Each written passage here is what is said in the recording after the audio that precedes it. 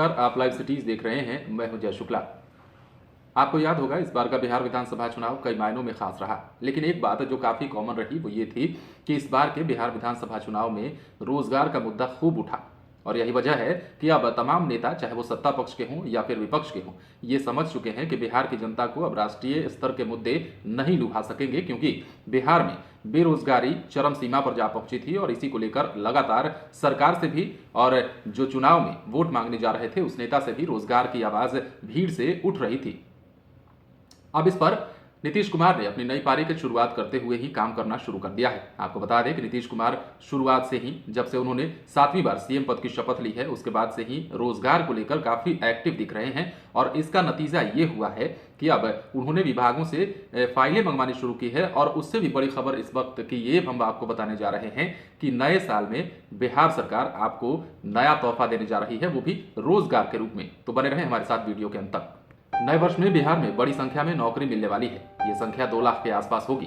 इसमें सहायक प्राध्यापक, शिक्षक, बिहार प्रशासनिक सेवा के अधिकारी, जूनियर इंजीनियर, दारोगा, सिपाही समेत दर्जनों पद शामिल हैं। इसके अलावा राज्य सरकार नई नियुक्तियों की भी तैयारी में जुट गई है। नई रिक्तियां आने पर हजारों पदों का इजाफा होने की संभावना है। बिहार सरकार में वर्ष 2021 में बड़ी संख्या में स्थायी नियुक्ति होनी है। बहाली की प्रक्रिया जारी है। कुछ ही महीनों में इसके पूरा होने की भी संभावना है। शिक्षा विभाग में 4600 से ज्यादा सहायक प्राध्यापक और स्वास्थ्य विभाग में 3270 आयुष चिकित्सक के अलावा 1600 से अधिक इंटर स्तरीय पद, 1050 कनीय अभियंता, 271 न्यायिक सेवा के पदाधिकारी और बिहार लोक सेवा आयोग द्वारा लिए जाने वाले संयुक्त प्रवेश प्रतियोगिता परीक्षा के आधार पर मिलने वाली सैकड़ों नौकरियां भी शामिल हैं।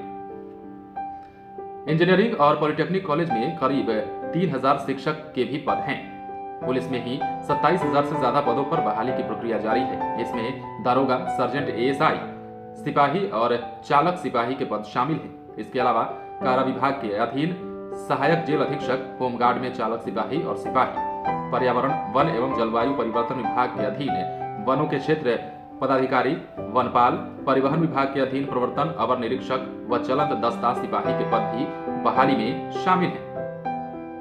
स्थायी नौकरियों के अलावा संविदा आधारित विभिन्न पदों पर भी बड़ी संख्या में बहाली होनी है। इनमें इंजीनियरिंग और पॉलिटेक्निक कॉलेज में 5000 गैर शैक्षणिक पद, 589 अंकेक्षक, 477 प्रखंड पंचायत राज पदाधिकारी के अलावा इसी विभाग में लेखापाल, तकनीकी सहायक और विशेषज्ञों के करीब 2000 पद शामिल हैं। इसके अलावा जिला प्रमंडलीय और विभागों में भी बड़े पैमाने पर संविदा या स्थायी नौकरी के लिए नियुक्ति का विज्ञापन जारी किया जा सकता है।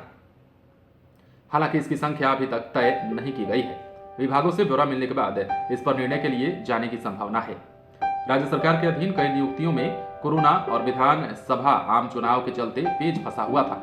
शिक्षा विभाग के साथ पुलिस में जारी कई बहालियां इससे प्रभावित हुई। लॉकडाउन की वजह से जहां स्थायी नियुक्ति के लिए प्रतियोगिता परीक्षाएं स्थगित करनी पड़ी, तो वहीं शिक्षक नियोजन भी प्रभावित हुआ। प्रारंभिक के साथ माध्यमिक और उच्च माध्यमिक स्कूलों में 1.25 लाख पदों पर शिक्षकों का नियोजन भी थम गया था। बीपीएससी और एसएससी द्वारा आयोजित की जाने वाली परीक्षाएं भी रोकनी पड़ी। अनलॉक और चुनाव की समाप्ति के बाद दोबारा नियुक्ति की प्रक्रिया शुरू कर दी गई है और इस पर तेजी से काम किया जा रहा है। नए साल में ये पूरा कर लिया जाएगा। और ये भी कहा जा सकता है कि नया साल में इस बार बिहार सरकार आपको तोहफा देने जा रही है। जिस बात का जिक्र आप बार बार करते रहे हैं, जितने भी बिहार के बेरोजगार युवा हैं या जिनको नौकरी के लिए बाहर जाना पड़ता है, ऐसे युवाओं के लिए इस बार बिहार सरकार ठोस कदम उठाने जा रही है। यूं कह सकते हैं कि नीतीश कुमार इस बार रोजगार के मुद्दे को लेकर काफी गंभीर दिख रहे हैं। तो वहीं विपक्ष भी लगातार नीतीश कुमार को याद दिला रहा है कि बिहार में रोजगार बहुत अहम मुद्दा है और बिना रोजगार दिए, बिना रोजगार की बात किए आप सरकार में बने रहने के काबिल नहीं है। ये विपक्ष का कहना है सरकार से। और वहीं अगर विपक्ष की बात करें तो चुनावी मैदान में जिस तरह से तेजस्वी यादव ने दावा किया था कि वो सरकार बनी तो नौकरी देंगे, सरकारी नौकरी देंगे, तो उस पर अभी विपक्ष में बैठते हुए भी उन्होंने जाहिर कर दिया है कि नीतीश कुमार हो या फिर कोई भी सत्ता संभालने वाला नेता हो, उसको रोजगार पर बात करनी पड़ेगी। आप बने रहें लाइव सिटीज के साथ। तमाम खबरें हम आपको बताएंगे, लेकिन उसके लिए आप हमारे चैनल को सब्सक्राइब करें। अगर आप ये वीडियो फेसबुक पर देख रहे हैं तो पेज को लाइक करें। इसके अलावा आप हमें ट्विटर पर भी जरूर फॉलो करें। धन्यवाद।